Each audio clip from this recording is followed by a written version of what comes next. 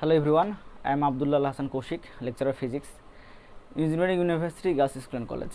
আজকে আলোচনা করব নবম এবং দশম শ্রেণীর কাজ শক্তি ক্ষমতা। গত ক্লাসে আমি যেটা আলোচনা করেছিলাম সেটি ছিল আমার শক্তি সংরক্ষণশীলতা নীতি কীভাবে কাজ করে, এবং তোমার একটা বস্তুকে তুমি উপর থেকে নিচে নামালে প্রত্যেকটা পয়েন্টে যে তোমার শক্তি তোমার সংরক্ষণশীল থাকবে সেটা আমি দেখিয়েছিলাম, ম্যাথ করে দেখিয়েছিলাম। আজকে যে টপিক দুটো আলোচনা করব সেটা নাম্বার 1 আমার ক্ষমতা, নাম্বার 2 কর্মদক্ষতা।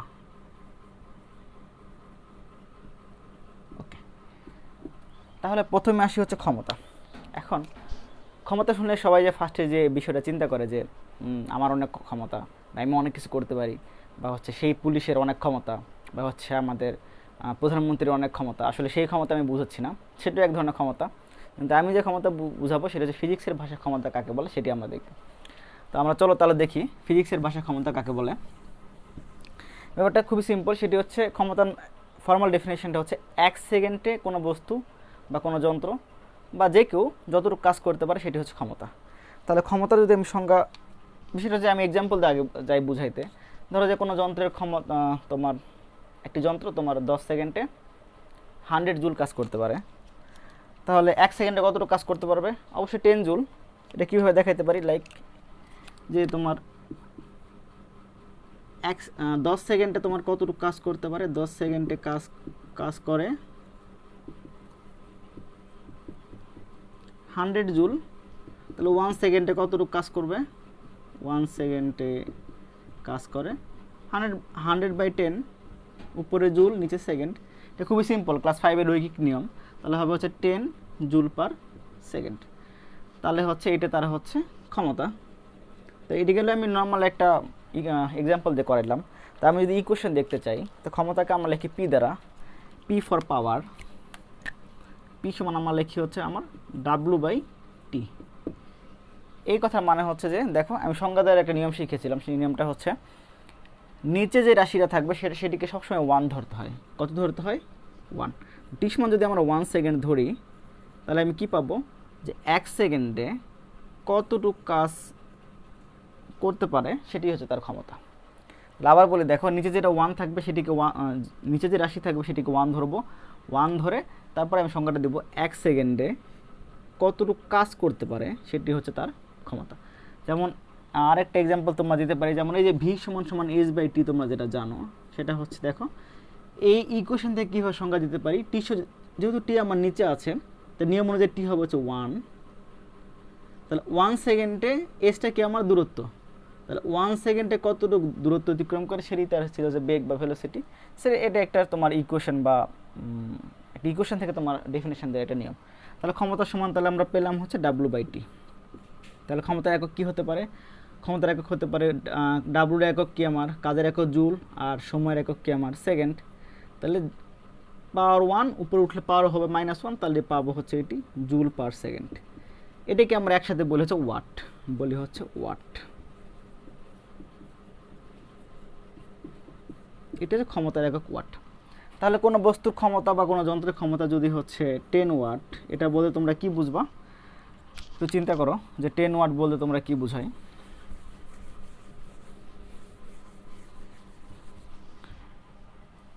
তাহলে আমাকে বলা আছে যে ক্ষমতা 10 ওয়াট। ক্ষমতা বলা আছে আমার 10 ওয়াট। তাহলে ক্ষমতা যদি আমি লিখি পি সমান আমরা জানি W/T। তাহলে ওকে, দেখো এখন নিচেটাকে সবসময় কী ধরতে হয়? 1। তাহলে আমার ক্ষমতা দিয়ে আছে 10 ওয়াট। তাহলে 10 × T এখানে গুণ হবে, নিয়ম অনুযায়ী টির মান 1। তাহলে ডাব্লু পেলাম 10 জুল। তার মানে এই কথার মানে যে টি আমার এই ক্ষেত্রে 1 সেকেন্ড। মানে কোনো বস্তুর ক্ষমতা 10 ওয়াট বলতে কি বোঝায়? কোনো বস্তুর 10 ওয়াট, কোনো বস্তুর ক্ষমতা 10 ওয়াট বলতে কি বুঝো? এটা মানে ওই বস্তুরই তোমার 1 সেকেন্ডে কতটুকু কাজ করবে? 10 জুল কাজ করবে। 1 সেকেন্ডে কেন বলছি? আমি টির মান 1 ধরেই কিন্তু এই ডাব্লু মান 10 জুল পেয়েছি। তাহলে দেখো, আচ্ছা আবার তোমরা এই ডাব্লু সাথে হচ্ছে ক্ষমতার যে একক যে ওয়াট ডাব্লু, সেই ডাব্লু তোমরা গুলে ফেলো না। এটা হচ্ছে ক্ষমতার একক হচ্ছে ওয়াট, আর এটা হচ্ছে ডাব্লুকে দ্বারা ডাব্লু দ্বারা প্রকাশ করে কতটুকু কাজ সে করছে। তাহলে এই জন্য অনেক সময় দেখবা অনেক বই লেখা আছে ডাব্লু এ ডাবল টি, এটা দ্বারা প্রকাশ করে ওয়াট। ক্ষমতার একক শুধু ওয়াট ডাব্লু না লিখে ডাব্লু এ ডাবল টি, শুধু যেন এই কনফিউশন দূর না হয়। আর তুমি যদি বুঝতে পারো কোনটা ওয়ার্ক ডান আর কোনটা ক্ষমতার একক, তাহলে কোনো সমস্যা না, এটা সবাই বুঝে, তো এটা নিয়ে আমাদের কোনো হেডেক নেই।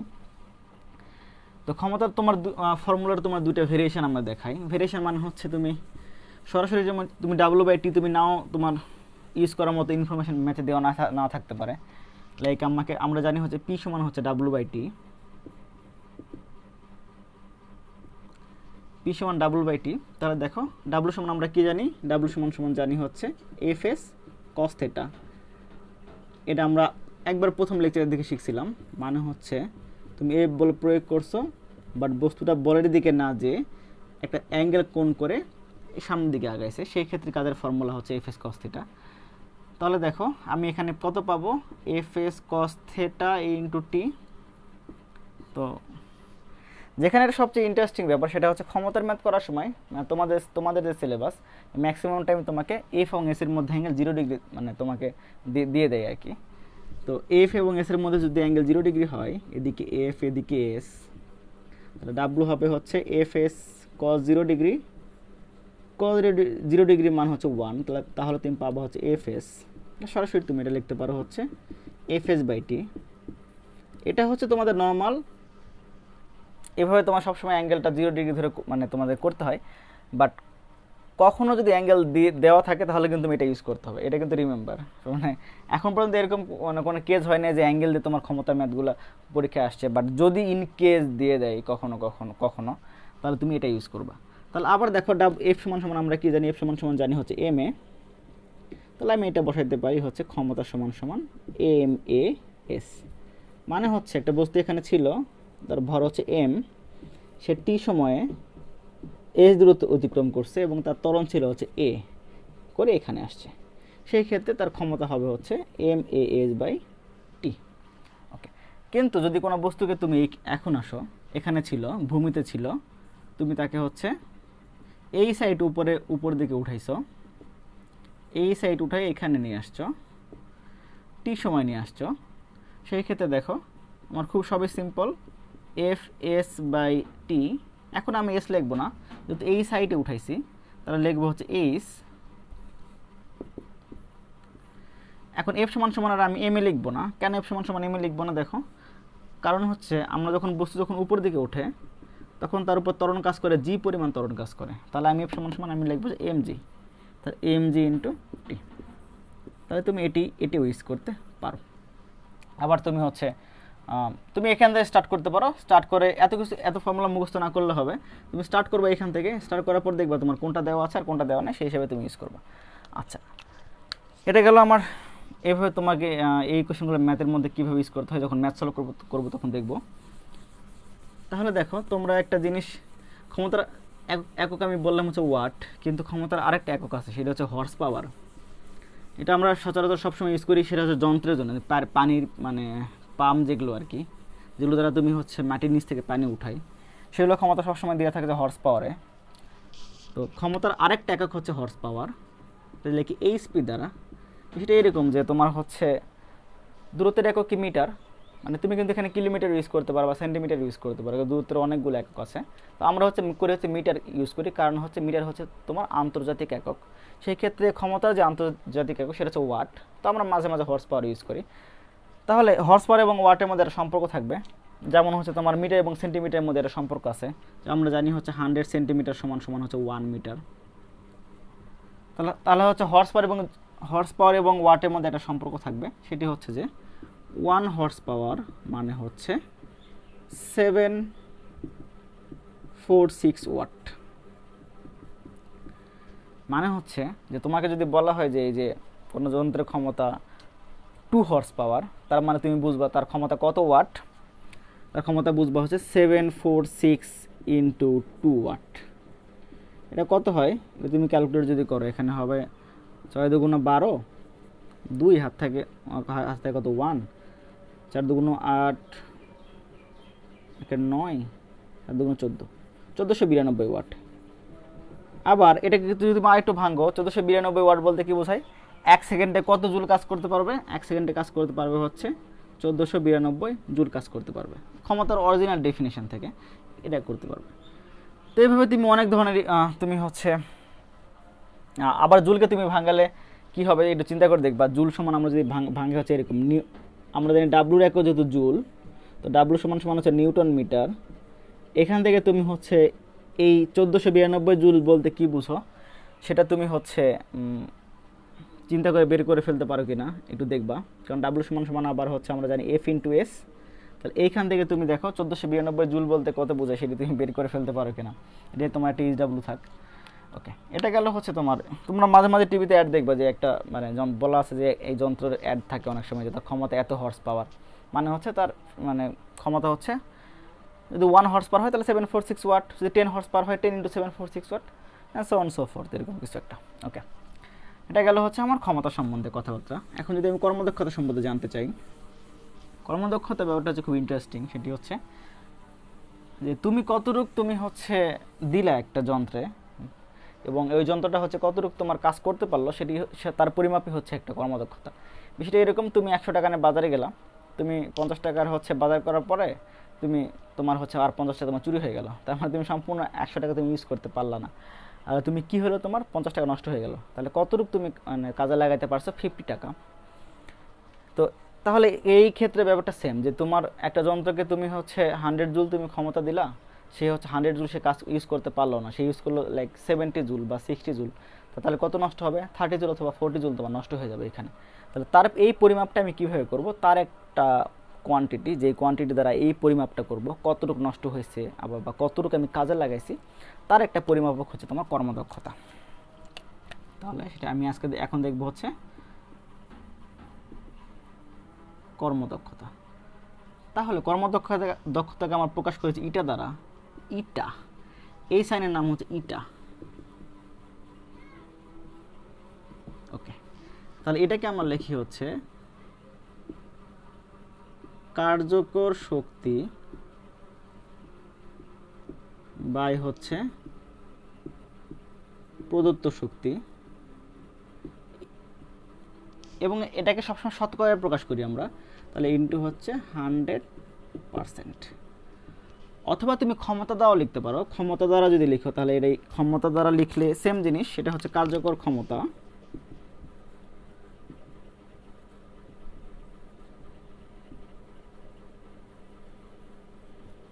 বাই হচ্ছে প্রদত্ত ক্ষমতা ইনটু 100%। তাহলে এই যে আমি এক্সাম্পলটা দিলাম যে তুমি হচ্ছে 100 টাকা নিয়ে গেছিলে বাজারে, 50 টাকা খরচ করছো, তাহলে আমার এই ক্ষেত্রে 50 হবে তোমার হচ্ছে যতটুকু আমি কাজে লাগাইছি, আর নিয়ে গেছিলাম 100, কিন্তু যদি 100% হয় তাহলে এটা কত হবে আমার? এটা হবে হচ্ছে আমার 50%। তাহলে তোমার কর্মদক্ষতা বা তোমার যে টাকা তার কর্মদক্ষতা ছিল 50%। এই ক্ষেত্রে হচ্ছে এক্সাম্পলটা এরকম। তো এবং তুমি সবসময় তো এইভাবে লিখবা না কার্যকর ক্ষমতা, বা সবসময় বাংলা লিখবা না, তো একটা আমি নোটেশন ইউজ করি, সেটা হচ্ছে যে P prime by P into 100%।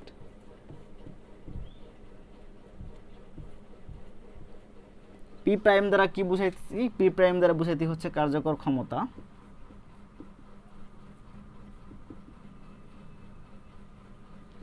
এবং পি দ্বারা বুঝাইছি হচ্ছে প্রদত্ত ক্ষমতা।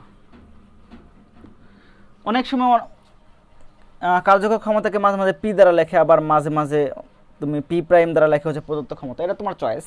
বাট তুমি যেটা লিখবা আগে মেনশন করে দিবা। তুমি যদি অন্য কিছু ইউজ করতে চাও এখানে, তাহলে তুমি লিখে দিবা কোনটা দ্বারা কি বোঝায়। ওকে, নাহলে তুমি হচ্ছে ম্যাথ তোমার উল্টাপাল্টা হয়ে যাবে, মানে কোনটা কি না বুঝলে তখন হয়তো বা তুমি প্রদত্ত ক্ষমতা জায়গায় কার্যকর ক্ষমতা দিয়ে ফেললা, তখন জিনিসটা উল্টা আসবে। আরেকটা অ্যাডিশনাল ইনফরমেশন দিয়ে দেই যে দেখো যে কখনোই কোনো যন্ত্রের ক্ষমতা 100% হতে পারে না। একটা যন্ত্র কখনোই তোমার যে 100 জুল তুমি যদি তাপ দাও, তুমি কখনোই সে 100 জুল তাপকে সে কাজে পরিণত করতে পারবে না, বা তাকে যদি তুমি হচ্ছে 50 জুল দাও, কখনো সে 50 জুল সে তোমাকে সম্পূর্ণ তোমার কাজে কনভার্ট করতে পারবে না, তার কিছু পরিমাণ সবসময় নষ্ট হবে। তো এটা সবসময় মাথায় রাখবা। তাহলে কখনোই কর্মদক্ষতা হচ্ছে 100% হবে না। ইটা কখনোই হচ্ছে 100% হবে না। আরেকটা জিনিস বলে রেখে দেখো, তো যেমন আমার ক্ষমতার একক হচ্ছে ওয়াট, কাজের একক জুল, তাহলে কর্মদক্ষতার একক কত? কর্মদক্ষতার একক যদি তুমি হচ্ছে দেখতে চাও তাহলে কীভাবে দেখবা? উপরে কার্যকর শক্তির একক বসাবা, নিচে প্রদত্ত শক্তির একক বসাবা, তাহলে হয়তো সেটাই তো হবে কর্মদক্ষতার একক। তাহলে দেখো একটু চিন্তা কর কত হইতে পারে।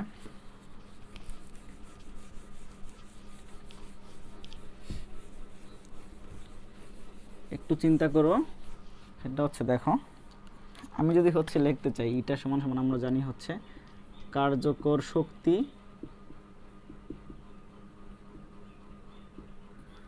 এই যে প্রদত্ত শক্তি ইন্টু 100%। তাহলে দেখো শক্তির একক কি? জুল। এখানে নিজের শক্তির একক কি? তার একক জুল।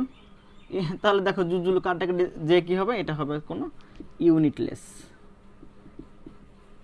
এটা তোমরা আগে থেকেই জানো, সেটা হচ্ছে যখন একটা রাশি হচ্ছে দুইটা একই জাতীয় রাশির অনুপাত হয় তার কোনো একক থাকে না। যেমন যদি এরকম হয় কোনো জায়গায় হচ্ছে বেগ বাই বেগ, তার কোনো একক নেই। কারণ কি? উপরে বেগের একক হচ্ছে মিটার পার সেকেন্ড, নিচের বেগে হবে মিটার পার সেকেন্ড, তাহলে হবে হচ্ছে ইউনিটলেস। ওকে, তো এরকম আর কোনো ফিজিক্সের কোয়ান্টিটি আছে কিনা তোমরা এটা চেক করে দেখবা যে তোমরা হচ্ছে একক বা হচ্ছে ইউনিটলেস তোমার কোয়ান্টিটি। বই শুরু দিয়ে কোথাও একটা আছে একটা SW থাকে, এটা তোমরা হচ্ছে বের করবা। তাহলে কোনো বস্তুর, তো আমরা তো বের করলাম কার্যকর শক্তি বা মানে আমি যতটুকু দিলাম কতটুকু পাইলাম তার হিসাবে বের করে ফেললাম। তো তাহলে কতটুকু নষ্ট হয়েছে সেটাও বের করতে পারি। তাহলে নষ্ট শক্তি যদি বের করতে চাই, নষ্ট শক্তি হবে হচ্ছে প্রদত্ত শক্তি মাইনাস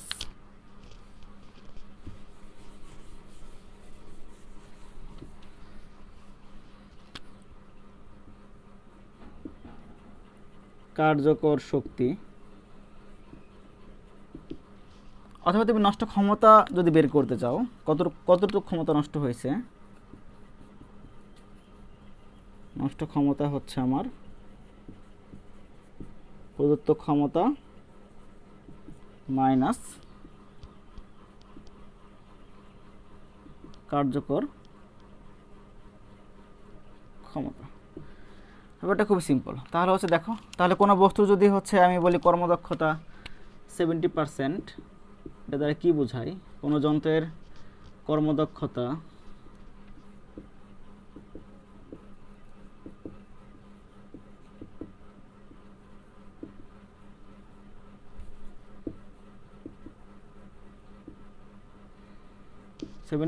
বলতে কি বুঝো?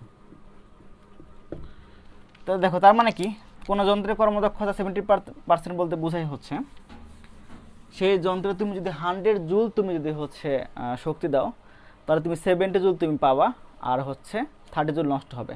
অথবা ওই যন্ত্রে তুমি যদি হচ্ছে ক্ষমতা 100 ওয়াট ক্ষমতা তাকে দাও, তার ক্ষমতা থাকে, সে 70 ওয়াট ক্ষমতা সে কাজে লাগাতে পারবে, আর 30 ওয়াট ক্ষমতা সে কাজে লাগাতে পারবে না। তাহলে এই 70% বলতে বোঝাই হচ্ছে তুমি যদি 100 জুল দাও এখানে, সে কাজে লাগাবে হচ্ছে 70 জুল, আর নষ্ট হবে হচ্ছে 30 জুল। এটা হচ্ছে তোমার কাজে লাগাবে, কতটুকু সে কাজে লাগাবে, আর এটা হচ্ছে 30 জুল তার হচ্ছে নষ্ট হবে।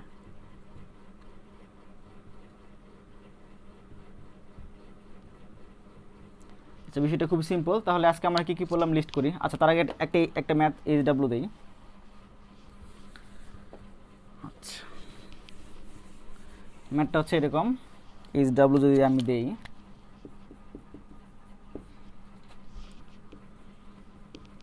কোনো যন্ত্রের কর্মদক্ষতা 30% হলে